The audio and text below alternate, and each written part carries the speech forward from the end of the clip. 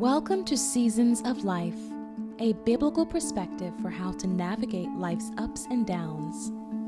Do you feel overwhelmed? Or do you feel successful? Experiencing loss?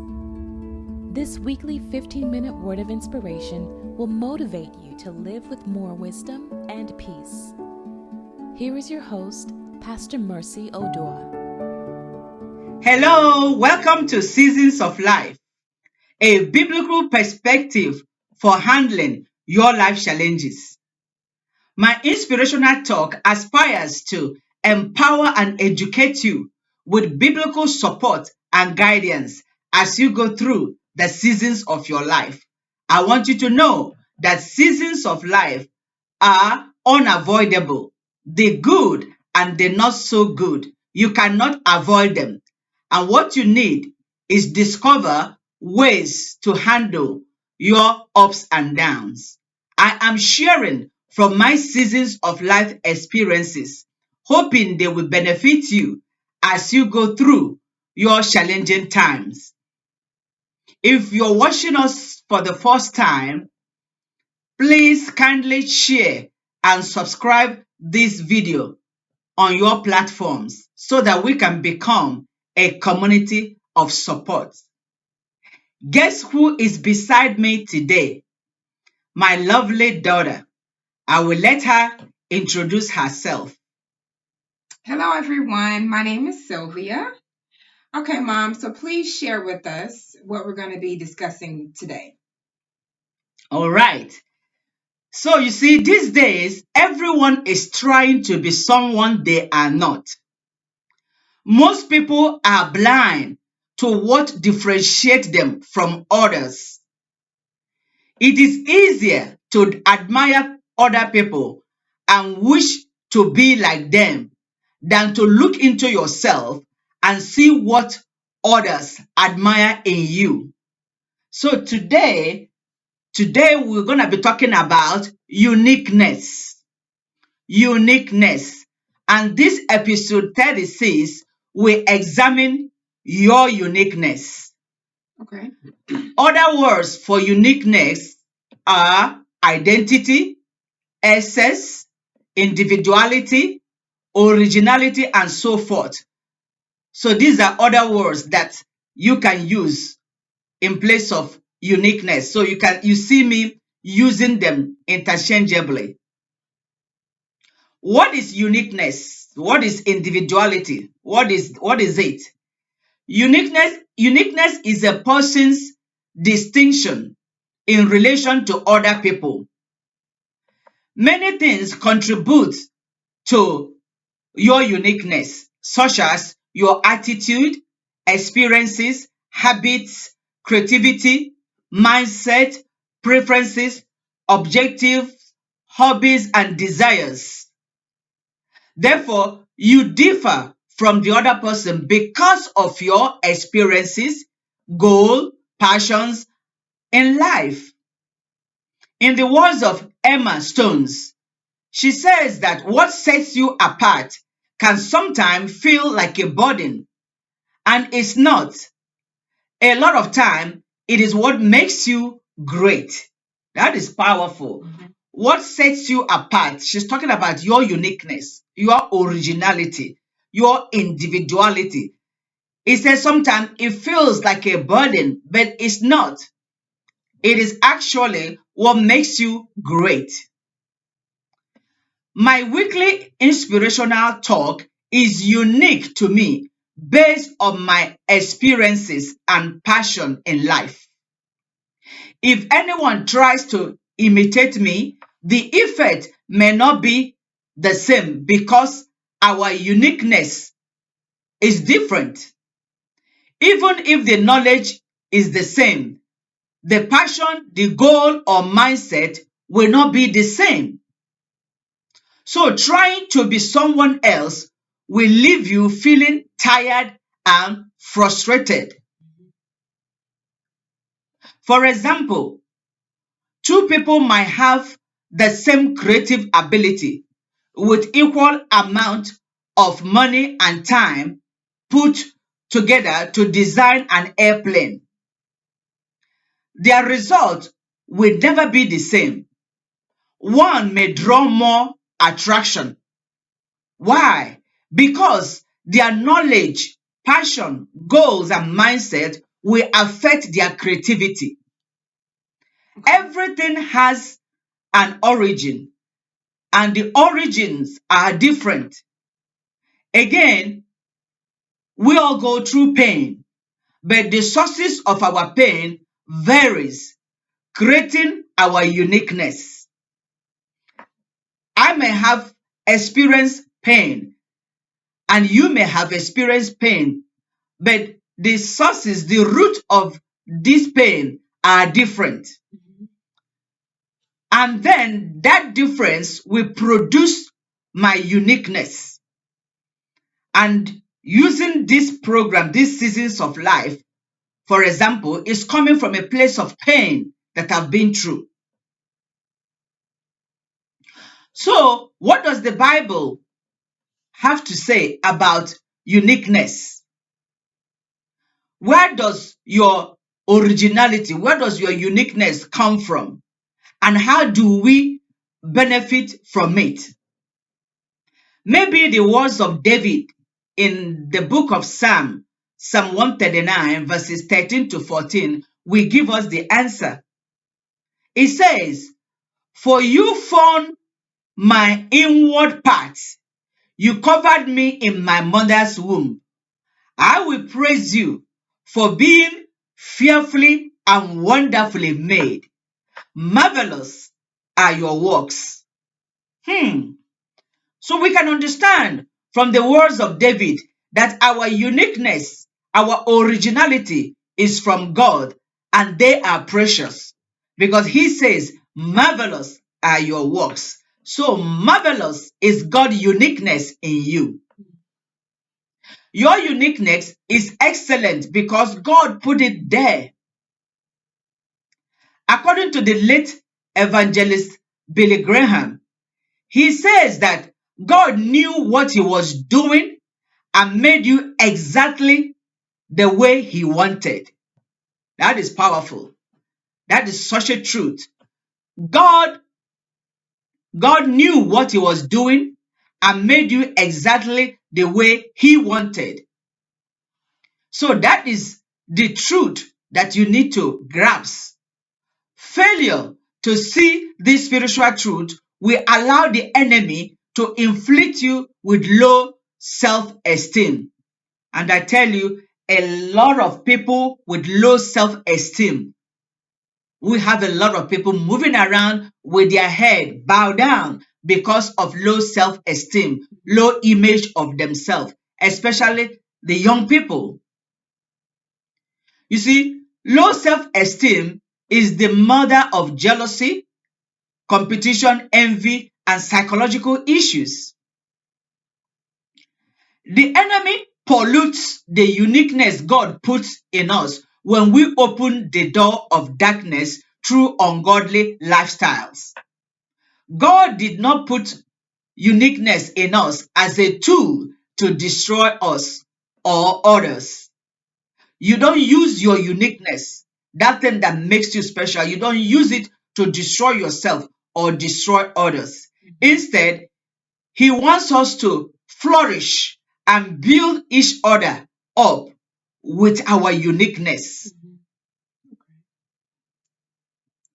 I am using the seasons of life to build lives through encouragement. It is unique to me. This program is unique to me because of my experiences in life, and I'm using it to build others up. I can use it to destroy, but that's not what God wants. From my pain, I chose to use this program to build up life. So you are essential in your ways. God had put a unique identity in you, and what you need to do is to discover them and use it for his glory. I like King David.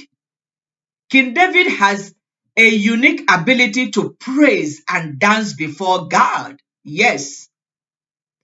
If you read through the book of Psalms, You will find his uniqueness in the words that he used to describe God. David used his uniqueness to praise God. His passion for God, his passion for God is so remarkable. And because of his passion for God, he learned to dance in a unique way. One day he danced so much with his clothes off, dancing in the public, that his wife disliked him. His wife despised him for dancing in public with his shirt off. Even as a king, she scolded David. And do you know what David's response was to his wife? David said, I am dancing before the Lord, who shows me above your father and all his family. We can see that part of David's uniqueness is his experiences in life and what God has done for him. His uniqueness in dancing from God is coming from his experiences in life. And that was why his praise was unique. And God delighted in him very much. Okay, so if I may ask a question. Yes. So what can you say to those whose individuality, those specific traits, has only led them to feeling isolated or even being bullied because maybe their family or friends or whomever, they may not understand that thing that makes them different. Or even if the person doesn't understand, I know you mentioned that it leads to self-esteem, but how can they think that's still God if I'm being bullied by what God gave me? Yes. You see, in our uniqueness, not everybody will like your uniqueness. According to Emma Stone that we just read, she says that what sets you apart can sometimes feel like a burden. So, first of all, you have to know the intention of God.